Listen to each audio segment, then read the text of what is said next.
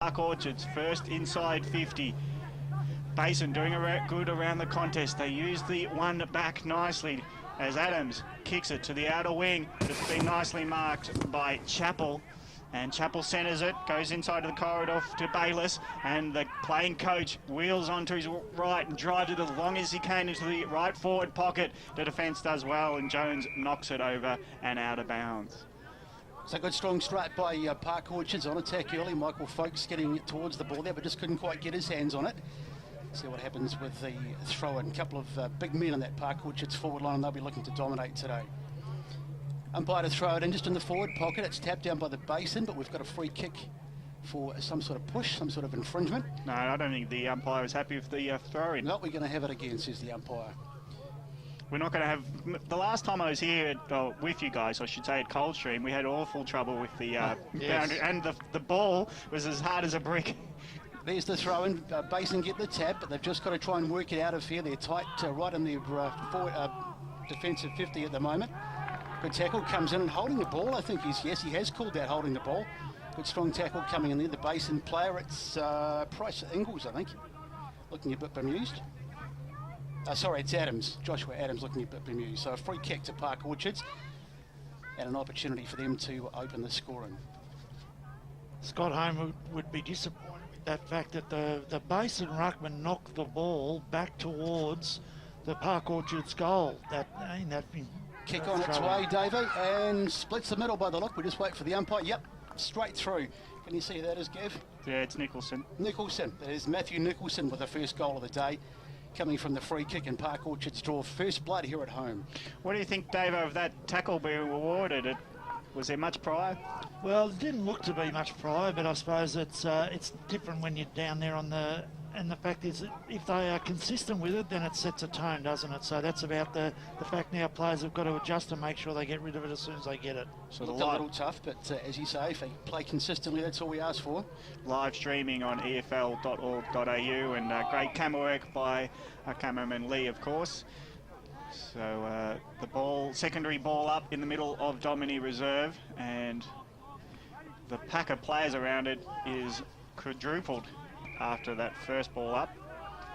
And the umpire's might pluck a free kick, and as I speak, he's telling the runner to clear the area, and that's lucky it's not a free kick, is it, Davo? The runner being too close to the... Or can he be told to be paid? I think he gets told first. It gets explained first, and if he does it again, then it's a free kick. So finally a free kick does clear the congestion, and the Basin reward for effort in the stoppage. They kick it long inside 50, mark not taken, to the back of the pack. Hawthorn did it nicely, got it to Bayliss, and Bayliss will spear it across to Whitnish. So the switch is on, and they'll go pavilion side up the ground. And it's Gearlings who's got a short in the corridor. Does find the target nicely. Prozenak, he gets on his bike, but his pass has been chopped off. And Carlos was quick to play on after he marked it, and he's lucky not to be pinged for holding the ball. I think it was a touch. It was paid as touch. That's why he marked and played on. So that's the reason he was given the grace period from the tackle. Ball up 30 metres out from Park Orchard's goal. And at ground level, the numbers are with the Basin, but they can only see it over for Maxi Kruger escorting it over under a bit of pressure from Fay.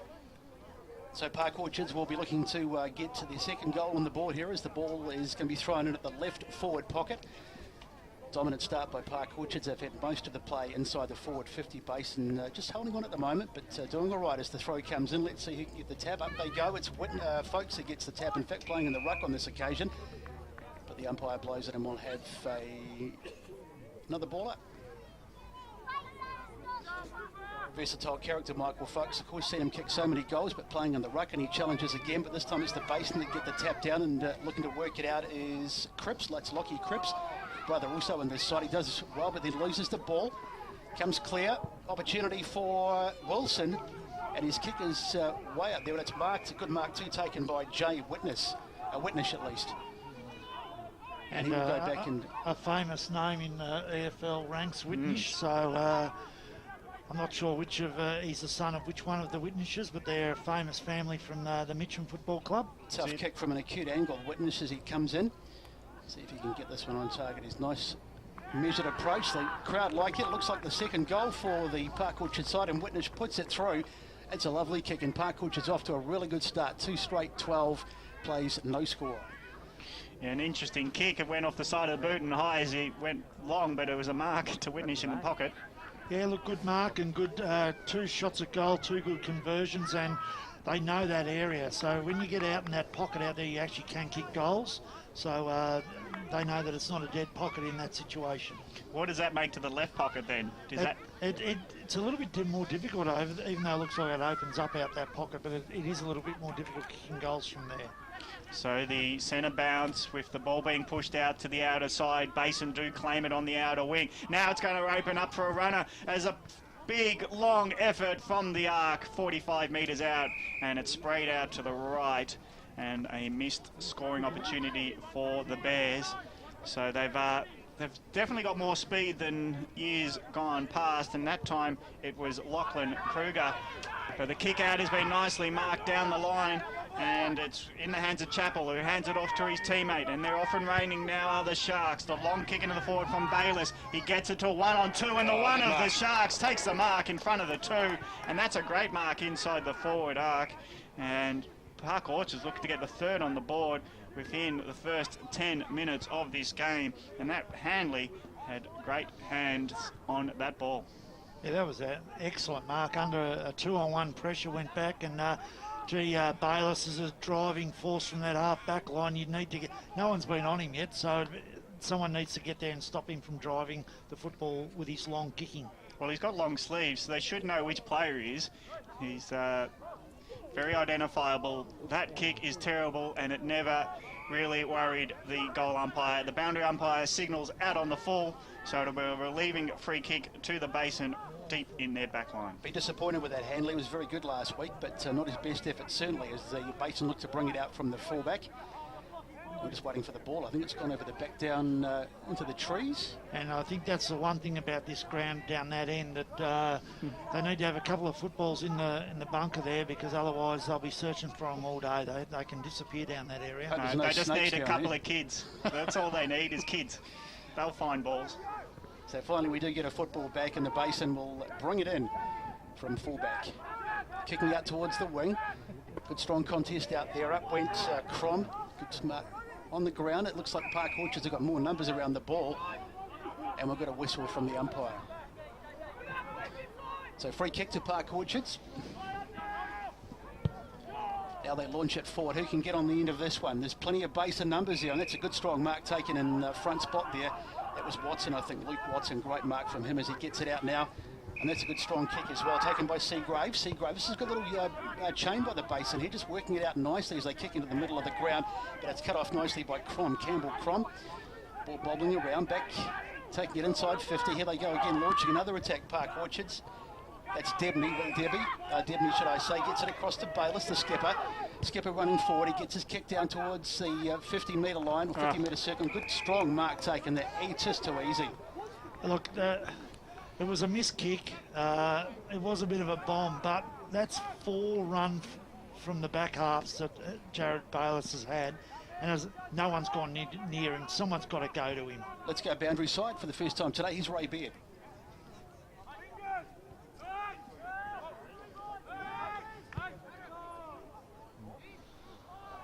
As we watch Folks' kick, and it's just off to the left, so a missed shot from Michael Folks. Generally a pretty reliable goal kicker, but he didn't quite get it right that time, and through for a minor score. It's 2-1-13 to the Sharks, and the Basin yet to open their account. And Davo, it looks like the Basin is zoning and getting numbers back, but it doesn't seem to be working too well. Well, they've been a bit lucky, Park Orchards. They have bombed the ball forward a couple of times and been able to take good marks, but at the moment, the Basin's finding it hard to get it out of the defensive area. The short kick was chopped off, and Whitnish is on the end of a hand pass, and he gets taken down in the tackle. This time it's Wiggins actually gets taken down, and he's been penalised for holding the ball for taking on the tacklers.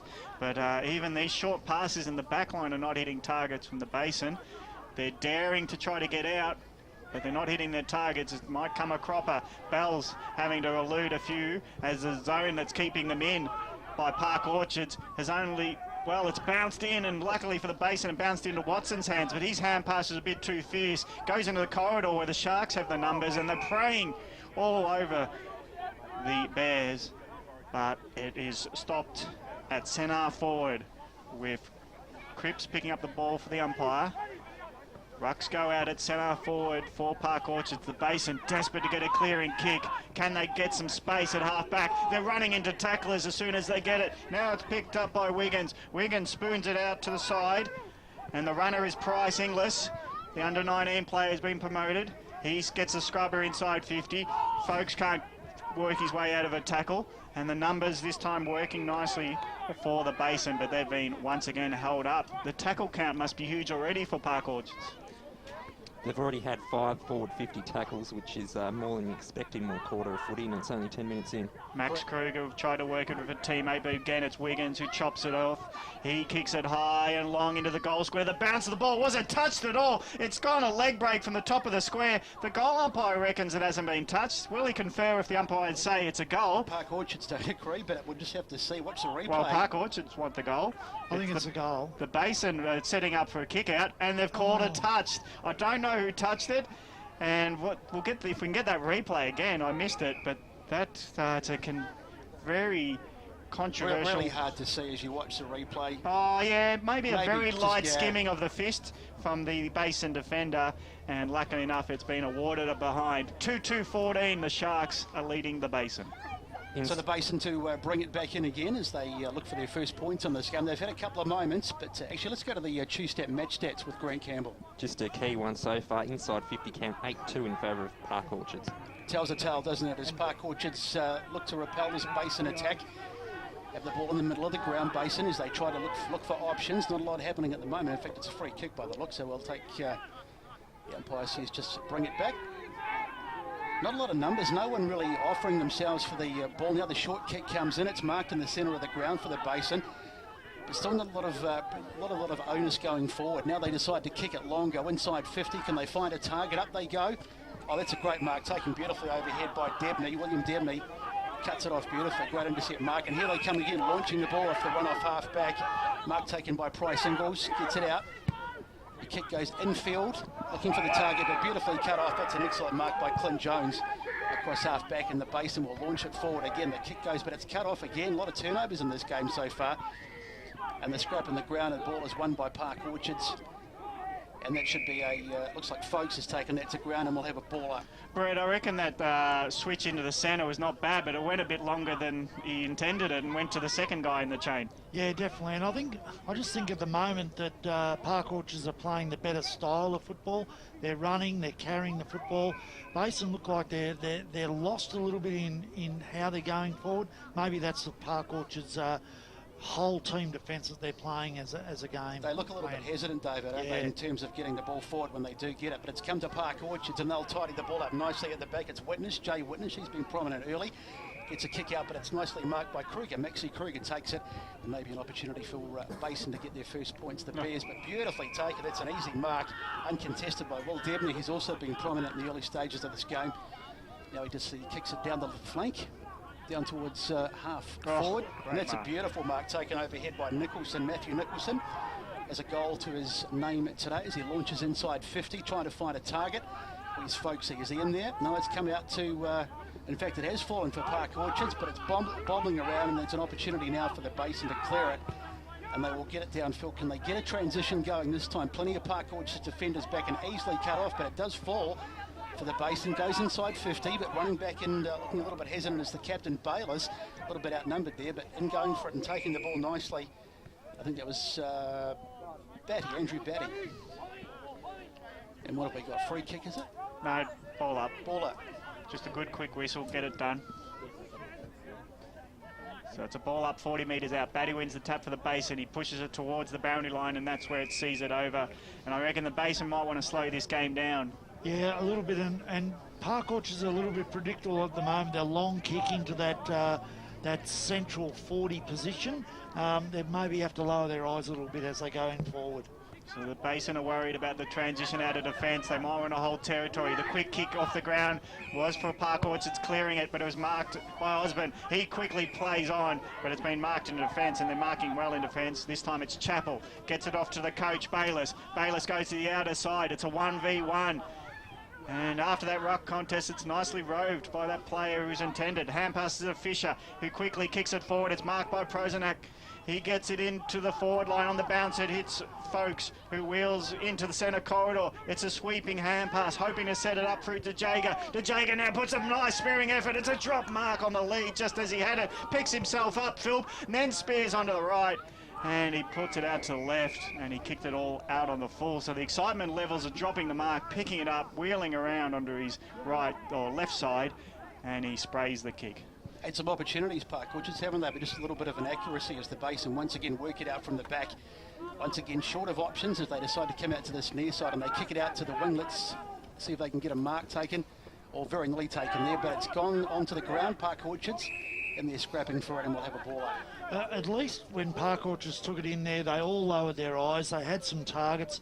They looked very dangerous. If they just get it to click, they're going to pile the score on. So the ball up, the tap comes from Finley, good tap from him, but it's going to fall for Park Orchards again, another turnover, and an opportunity for Fear, should I say, and he takes it out of bounds near the forward pocket. So Park Orchards has spent most of the game down this end, but they don't have an awful lot to show for it, just the 2 goals on the board at the moment, 2 straight, and the Basin yet to open their account. Another good ruck contest coming up, no doubt, as the ball gets thrown in. Bit of a stalemate, but it comes out to the Basin as they get it clear on another long kick, and it's Lockie Cripps who gets the kick up. And it's close to the boundary line, and in fact taken over the boundary line there by Jackson Keane. Big game from him last week. He kicked 5 in their last outing, so he's one of their key weapons up forward, but hasn't got going as yet. As have none of the Basin players as they Park Orchards win it out of the middle. They get the kick forward, but it's nicely cut off, and an opportunity there. It's Kruger who takes that one and gets it forward now as Basin once again. Plenty of Park Orchards in numbers. They almost looked outnumbered, the Basin, as they try to hack it forward, but beautifully cut off there by Scott Rowland, who was brilliant last week in the match against Churnside Park. Rowland with a long kick up towards half forward. Nice mark taken there. That's Bryce Ingles. It was a late inclusion. Gets a little kick forward, looking for a target. Oh, beautifully taken on the chest. And is that Minogue? I think it might be. Yeah, might be Handley, I think. Yeah, I'm guessing Handley. Handley. Yeah. Beautiful mark coming there as we just watched the replay. Juggled it, but he got it on the second attempt, and he was under a fair bit of pressure too because it was 2 Basin defenders there. And he'll go back, and you'd probably back him from this position. He was good last week. It's not a huge angle. That was a magnificent kick from Bryce Inglis. So it was. Just great positioning, and again lowered his eyes. They've just been very good with their hands off the ground, Park Orchards. Here's Handley on his way. Strikes it pretty well, but no, it's heading left as so many of the kicks have, and through for another minor score. It's 2-3-15 to the Sharks, and the Basin yet to open their account. He's got a bit of a hook on his kick, doesn't he, Handley? He does. He runs in a bit quick, I think. Actually, Ray might be able to tell us, is there much wind out there, Ray, if you can get back to us on that? Andre. Yeah, Ray, tell us what's happened as the Basin clear out of their 50, but it's gone out of bounds at halfback. No, there's no wind whatsoever, boys, out here. It's dead still. So back to the status of the game. 9 minutes gone, first quarter. It's the Sharks with all the scoring. Park Orchards 2-3-15, leading the Basin yet to score. Kruger hands it over under pressure, and at ground level it's Wiggins trying to work his way out of congestion. Gives it to Prozenak, who just spears it in, but he had no one there. And on his defensive area was Thompson, who took the mark on his chest uncontested. Another short pass gets it to the back pocket. So the Basin now do not have any options. Very obvious at the moment. So it's a kick down the line that gets smothered by the man of the mark. So eventually Jones has to have another go at it, and he just bombs it out of the territory. And luck's a fortune, it gets to Cripps, who marks it on his chest in the centre corridor. He hand passes, quick play on. Not a good decision because the pressure's too immense. Whitnish's kick was smothered. Another go for the Sharks as they get it inside 45. Again, Jones holds up, but his decisions haven't been great by hand or foot. So they're still in the defensive area, and they walk it over the line, not knowing where to go next. Dave, what did the Basin need to do to transition the ball out of defence? Because they're having a real trouble getting it past halfway with any real structure, aren't they? They need some run from behind. They're just standing there and looking long. They need to get some running from the defensive area. Folks wins the tap. He'll handball it back to you now, Brett. Sorry, yeah, no, it looks, it's just one of those situations that they're just too static at the moment. And you have a look at them now, again, static. just a lot of hesitancy, and I think that might be Adams who has the ball. He kicks from full back up the line, and that's a good strong mark taken there. But it's the next kick, it's this next one that's the problem for them, as they decide to go short this time, and a mark is taken by Cripps. That's Cameron Cripps, of course his brother Lockie also in this side. Looking around, just once again really hesitant, gets his kick down the line, just a little short kick, but the mark is taken. Nice control by the Basin. The left foot kick comes in. It's a shocking kick, and it'll be cut off easily by Nicholson, Matthew Nicholson, and he hoists it forward looking for a target inside 50. Can someone get to it? Up they go, but the punch comes in from the Basin defence, and for the moment it's halted. Michael Thompson and then one of the players, and in the end it goes to ground, and we'll have a ball up. They've got to be careful, Park Orchards, because at the moment what's happened is the Basin have put the extra player down in the hole. Yes. And when they spread and they're kicking it long, they're having that player there that's able to cut off those high ball kicks in. So from the restart, the kick has come, but it's, well, for the first time probably in the whole match, it's gone to the other side, and it's Alexander Gillings. Alex Gillings, I'm sure, as he likes to be called, who gets that one off target. Wilson, I beg your pardon. So I pointed the wrong one for you, but anyways, trying to be a team player. My finger was. Yeah, well, I had my. It's hard to with the fingers where to point to, but anyway, it is another score to Park Orchards. A great mark in defence. It's going to be claimed, and getting up is. Well, I don't know what his number is, so we might get that correction on 49, but it's come to the wing. We're picking up the ball is Symes, who dashes quickly. Quick play on, that's a juggle 4 times, got to be a mark, and it is to Batty. So Batty, he was playing a bit of juggle work, and he said, if I take it in both arms, I'll be a mark. I don't agree, but they are the biggest shorts I've seen on someone for a long, long time. Since Harford. But it's now Debney again. He just clears it out and he bombs it as long as he can. It's a 1v about 4, and Hanley again is outnumbered. So at ground level, can he harass and keep Basin in step? Now the hand pass inboard. This is where the Basin get into trouble. They've got nowhere to go once they claim the ball. They've no runners because all 4 surrounded the ball, and if they want to clear it out of their own area, they've got to do their own running, I reckon. I think that's been their impressive part Park Orchards has been their tackling. So the Basin win the Park Orchard side win the ball out of the middle, but it's all about Scrappy going in there and getting his hands on it. Was Ben Fisher. Now an opportunity once again as they decide to bomb it long. It's Justin Minogue. The ball comes out, it's Hanley chasing it, but it falls still for Park Orchards. It's going to come back off Matthew Nicholson's boot. He's been prominent early, just the one goal, and he unloads, but that looks to be off target. And in fact, it's missed everything. That would be, they'd be disappointed with that, because they had a 3-on-2, and that was just a silly an attempt at a boomerang from outside 40. Just might get Ray Baird to check out the illustrious boundary rider to see who number 49 is. We haven't got a name for him, I don't think, in that Basin side.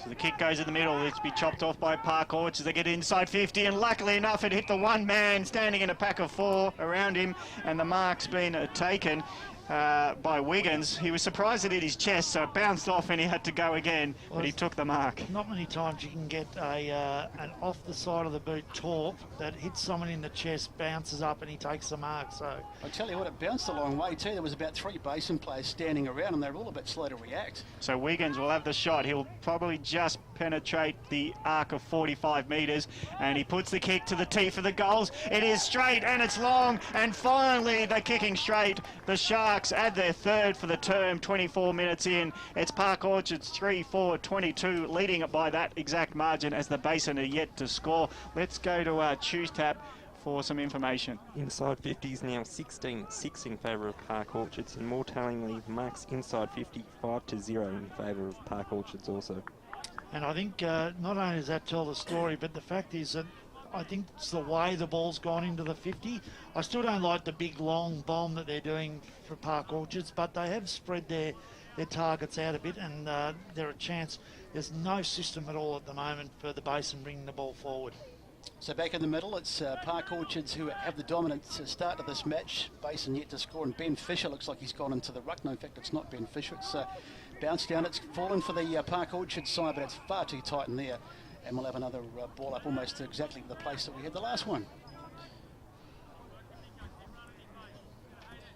Up it goes, the tap comes in. It was Subs Thompson, I think, who got the tap there, and it's gone forward for the Basin. Let's see if they can get something going this time, but once again it's cut off easily, And it's Haythorne, Matthew Haythorne, who takes the ball, but it's falling for the base, and they've got a free kick as they decide to bomb the ball inside 50. Can they get a mark? They've got 3 men there, and up they go. And it does fall for them, and here's a big opportunity if they can get a kick into the kick away. But once again, it's been turned over by the Park Orchard side as they bring the ball out of defence through Hickey. Park Orchards once again, that's Bryce Ingles, who you're looking around, just taking a bit of time to work out where his next kick's going to go as he decides to go down the line. And that's almost a good mark taken there, but a good contest. It was Handley who went in for the ball, but good defence coming from Luke Watson, the experienced Luke Watson, who forced the ball out over the line. Well, Handley would have been surprised, only one man on him at that contest. Boundary throw in centre wing of Domini Reserve, the Basin at the back of the pack, clear it out of that stoppage. Goes to half forward, where trying to work it was Hutchinson Drake, or no, sorry, that was Finlay, who did some nice body work just to get to the ball to ground level where the boundary was his friend on that occasion. So it's a ball up at half forward for the Basin. Haven't had many inside 50s and have yet to get a score on the board. Trying to work his way out of congestion is Adams. Just as he pushed off another tackle, he got stripped of the ball, and that is holding the ball. Fisher will pick it up, hand it to the tackler, to Jager. And he gives it to the Bayless, who asked for it, but he ran into a bit of trouble. So they've used Debony. Debony just rushes a handball. Now the turnover at centre forward, going to be a mark and a goal. And the Basin are very lucky because the mark was taken after the siren by Finlay. So luck or fortune for Park Orchards on that mistake. At quarter time, it's Park Orchards 3-4-22. The Basin only 5 seconds away from a goal, but they're yet to score. Yeah, and I tell you what, the captain